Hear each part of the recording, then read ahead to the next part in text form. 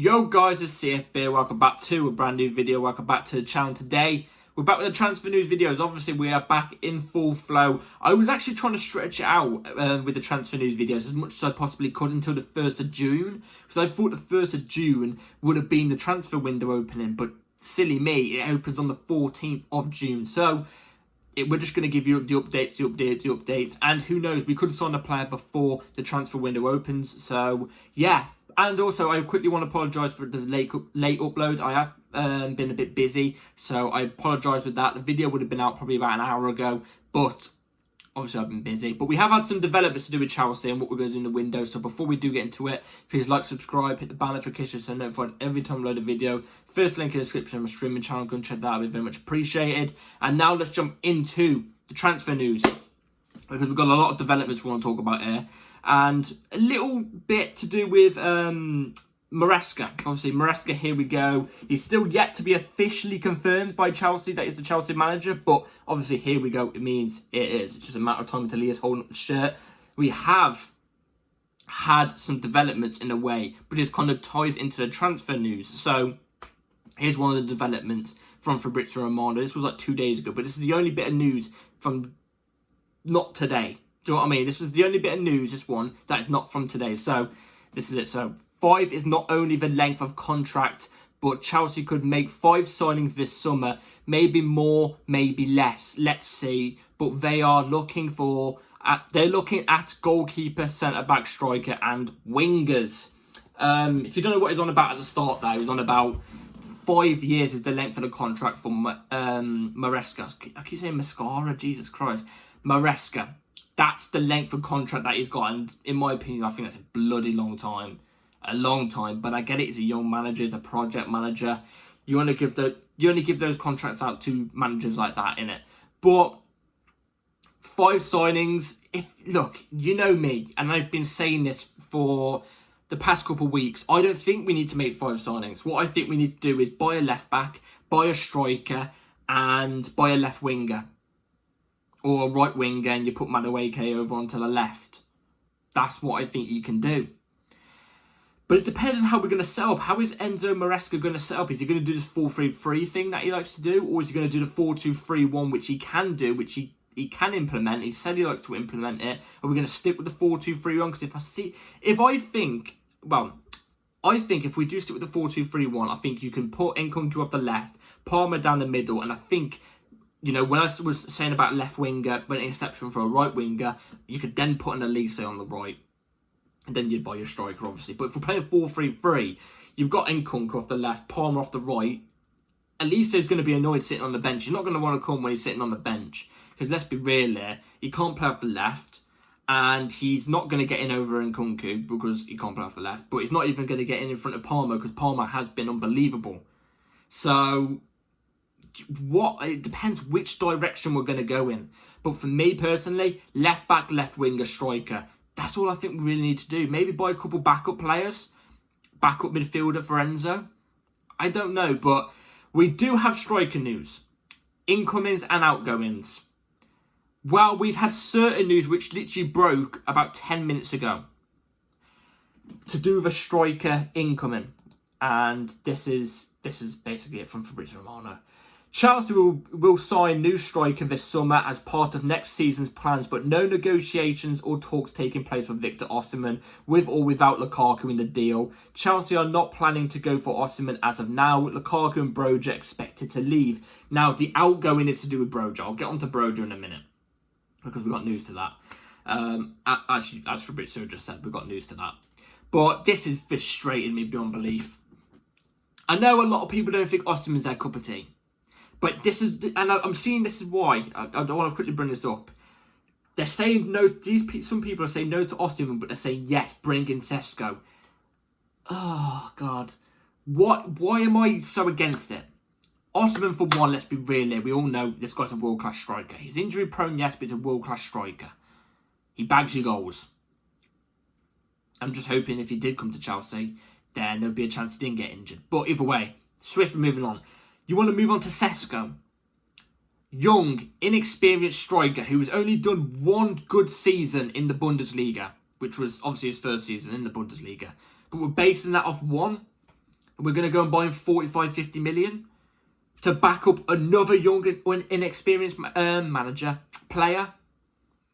What I want is a more established player who's been in the game and won things to back up Jackson and make Jackson look up to him and go, okay, I need to be more like him and learn off him.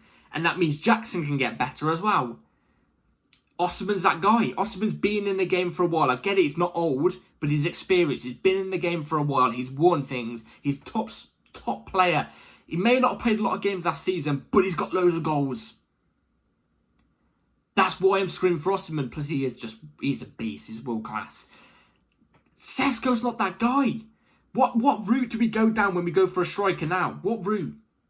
Because I don't want a young, inexperienced striker. If it's a striker that's 23 or 24 and he's been doing it at the top level, at a good level, and he's been doing it for years, I would be... If Sesko has been doing it in the Bundesliga like this for the past couple of years, I'd be saying, yeah, actually, I don't mind it. Even though he's quite young still, I don't mind it. But he hasn't, that's the thing. If buts or maybes. So, what striker do we go for? Tony? The guy's stock is low. Maybe it's because he wants out of Brentford. I don't know. But I don't know. I love Tony. I've always liked Tony. But he's not had a good comeback. The striker market's very, very thin. Let me know in the comments down below what you would do. What striker would you bring in? If you wouldn't take Osimhen or Sesko, who would you bring in? That's the question I'm proposing to you guys. Now, let's go on to the striker outgoing. Broja, who we know will be leaving, I think. So, yeah, this is the news. Chelsea striker Armando Broja has interest from Monaco and multiple clubs in Europe. He's available and ready to take the next step. The striker was valued at close to £50 million in January, but the fee could drop to between £25 million and £30 million. Which I've got to be honest, I think 25 million is a lot. I think it's a lot for Broja. And Broja's a player I wanted to succeed at Chelsea. I was looking at him going, you know what, I think you could be the next Diego Costa. He's a bully, fast, strong. He's a nuisance. He knows how to shoot. And then he just took that injury against Aston Villa in that friendly. And he's not come back the same player. Not come back the same player whatsoever. He's barely got any minutes for Fulham. I think it's going to be hard to get him off the books. Now, I haven't got the bit of image here, the bit of news here to show on the screen. But I did see this earlier on, that Saudi clubs are also looking at Broja. And Broja would want to go into Saudi League as well. So maybe that could be the case, because I think clubs in Europe, I don't think they're going to pay 30 to 25 million for him. I think they'll look around 15 to 10. But maybe Saudi will come in and go, you know what, here's 30. In fact, I think they'll put 50 on the table. We know how the Saudi clubs are, you know what I'm trying to say. But it's a shame with Broja. If we get him off the books, I think it's going to be good for us. I think it's going to be good for us. But it's a shame because he's a Chelsea boy, Cobham boy, Chelsea boy. And he does love the club. It's just a shame that it never worked out. It's a shame it never worked out. But, yeah, also going to the Saudi League when you're 22, 23, like, oh, Jesus. You know what I mean? It's not great, is it? So, yeah, let's move on to more news. Centre-back news. Yes, Fabrizio Romano said we're targeting a centre-back. I don't think we should be targeting a centre-back. We've already got Badiashile, Carl Will, Wes, Disasi, unfortunately, but you know me, I think Disasi should be sold and Chalobah should be kept. Either way, if you're playing a 4 at the back, that's fine for 4. Why do we need so many more? Well, I'll tell you why we might need more. So, yeah, let's read this. So, Chelsea have monitored the progress of Nottingham Forest centre-back Murillo throughout all of last season. That's from The Athletic as well. Athletic, very, very reliable place, very reliable source. I'm not going to lie. I'm going to hold my hands up. I have never really seen him play. I've not really paid that much attention to him. But from what I have heard, he could do that left-back / centre-back role. He could do a left-back, centre-back role. Now, let me tell you why I think Chelsea are looking at this guy. Because under Enzo Maresca, he likes to play inverted players. And unlike Pochettino, obviously towards the end of his Chelsea days, obviously he ended up playing a left-back, inverted left-back into the midfield, where Enzo Maresca plays a right-back inverted into the midfield, and that would obviously be Reece James. Well, that means then the left-back would tuck in and make a centre-back free. That's what Enzo Maresca does. that left back, obviously sometimes it can bomb forward a little bit, but most of the time it drops in deep whilst the right back goes up into the midfield and it forms a centre-back free, where you can't have Cucurella playing as a left centre-back when we're, when we're playing inverted right back. You know what I'm trying to say? Like, I guess he can play that left centre-back role, but you want an ideal player who can actually play that role. Well, Murillo apparently can do that role. So I can understand Chelsea going for him, looking at him, but I don't know. It depends on the price. I don't really want to splash too much, maybe over 30 million. I don't want it. So it's a matter of price, in my opinion. Like I said, I've not seen him play. He could be a world beater, for all I know. But again, we'll just have to wait and see. I've got not much to say on that behalf, but I have got a lot to say about this, which is to do with Trevor Chalobah. So yeah, Manchester United are considering a move for Chelsea's Trevor Chalobah as they assess centre-half options for next season. If Manchester United get Trevor Chalobah, that might be up there. I'm gonna make a shout here, and I know a lot of people aren't going to agree with it. That's going to be a big, not a big mistake. It's going to be almost as a big mistake as what Kevin De Bruyne was going to Manchester City. Us letting go of Kevin De Bruyne. I think so. I think Trevor Chalobah is top player. I think he's a top player. I think he's better than Disasi. I think he's... I don't know if he's better than Wes, because Wes got that talent, but he's available for more games than Wes. You can't really compare him to left centre-backs, but if you can, I think he's ahead of the curve right now than Levi Colwill. I think Colwill has the talent to progress over. And I think he's a better centre-back than Badia Shield. We saw literally as soon as Trevor Chalobah came into the squad last season, and when Pochettino actually used his gut and put him into the squad, we immediately defensively, even though we still leaked goals, we immediately looked better. We immediately did. He's got that Tuchel era about him as well. He's one of the last ones about that era too. It would be such a miss if we miss him. Well, if we sell him, it would be an absolute miss. But this is the thing. He will be sold. Why? Pure profit, maybe. Pure profit. Trevor Chalobah, man. Trevor Chalobah. What's that? 25 million? Pure profit. That's an awful American accent. Don't even. That was an awful American accent. Awful. It's just like the fact that we are planning to sell Trevor Chalobah. Awful. I've got no words to say about it. He's versatile as well. He helps us as a right back as well, and we are going to sell him because of pure profit.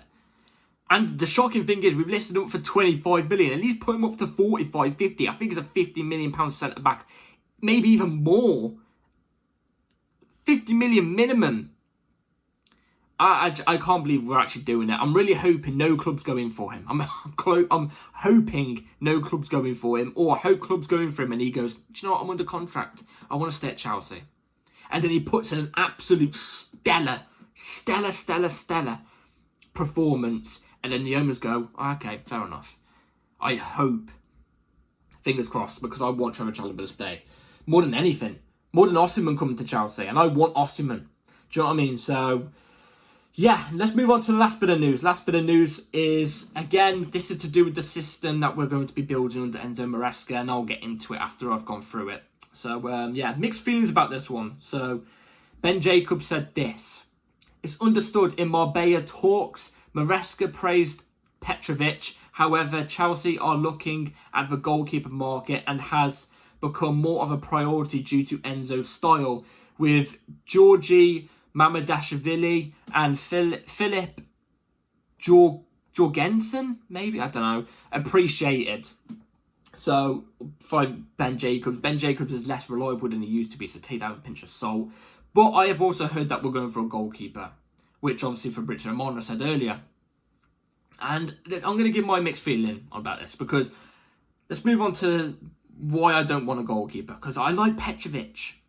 I think Petrovic came in with no experience in the Premier League, you know, not that much experience in the top flight leagues at all.